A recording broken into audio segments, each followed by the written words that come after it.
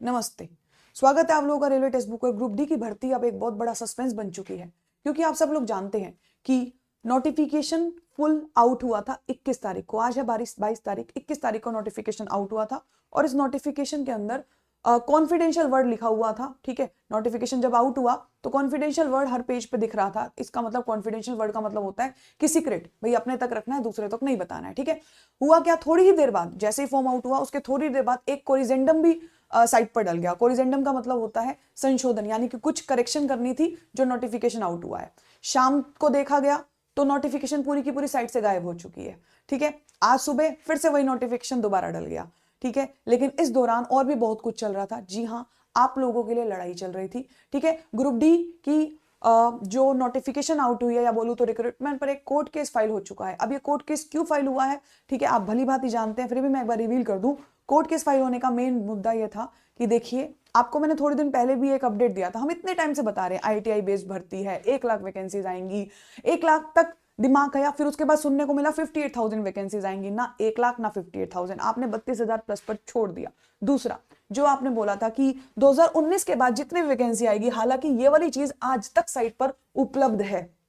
ठीक है, रेलवे की साइट पर ये एक सेशन हमने लिया था, तब भी ये साफ साफ लिखा हुआ है, the one time exemption granted by Indian railways in employed notice this. मैं आपको सीधा सीधा बता दूं, साफ साफ बोला हुआ है कि अगर 15 जून 2019 के बाद कोई भी लेवल 1 में वैकेंसी आएगी तो वो क्या होगा, आईटीआई देखिए साफ लिखा हुआ है, 10+ आईटीआई होनी चाहिए आप लोगों के पास। ठीक है, यानी आईटीआई बेस होगी।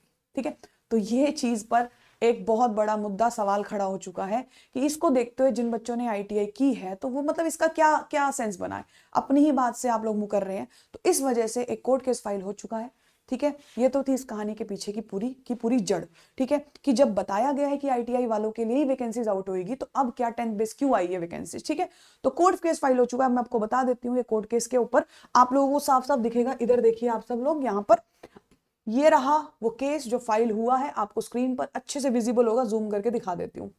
तो हो सकता है गाइज आज रात को फॉर्म आउट होने हैं। ठीक है, आज रात को फॉर्म आउट होने हैं।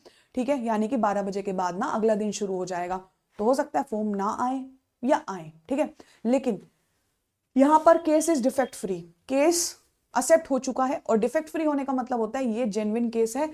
सब्जेक्ट आपने ऊपर देखा था, रिक्रूटमेंट का ही केस है ये। ठीक है, रिक्रूटमेंट यानी कि आपकी ग्रुप डी की रिक्रूटमेंट केस एक्सेप्ट हो चुका है और इसकी जो सुनवाई होती है वो अभी पेंडिंग है। स्टेटस पेंडिंग का मतलब होता है कि जब यहाँ पर मुहर लग देगी केस सोल्ड तो ये हट जाएगा पेंडिंग स्टेटस, यानी अभी पेंडिंग है। तो ये मान के चलिए इस प्रक्रिया को ऐसा तो नहीं है आज बोला और कल सॉर्ट आउट हो जाएगी। तो 10 से 12 दिन डेफिनेटली ये लेके जाएंगे। हो सकता है कि अभी फॉर्म फिलिंग रोक दी जाए, ठीक है, जब तक इस पर कोई सुनवाई नहीं हो जाती। देखिए, इसमें 2 मुद्दे हैं, या तो वैकेंसीज को बहुत ज्यादा बढ़ाइए ताकि ग्रुप डी एक जेन्युइन तरीके से पेपर हो सके। ठीक है, इस हियरिंग का मतलब इस सुनवाई का हम भी इंतजार कर रहे हैं। ठीक है, देखते हैं आगे क्या होता है। वैकेंसीज बहुत ज्यादा होनी चाहिए क्योंकि आपके पास सीट्स हैं, आपको वैकेंसीज देनी चाहिए। और दूसरी बात, अगर आपने ये आईटीआई वाली बात डाली थी तो इसके पीछे कोई रीजन दीजिए, कोई जेन्युइन रिप्लाई दीजिए। ठीक है, या तो इतनी सारी वैकेंसीज दीजिए जो आईटीआई वाले भी और जो 10th बेस वाले हैं वो भी भर सके। तो इसका एक असली सही रास्ता निकलना चाहिए। इंतजार करते हैं हम भी, आप भी। ठीक है, जुड़े रहिए ऐसी जानकारी जानने के लिए रेलवे टेक्स्ट बुक के साथ। धन्यवाद।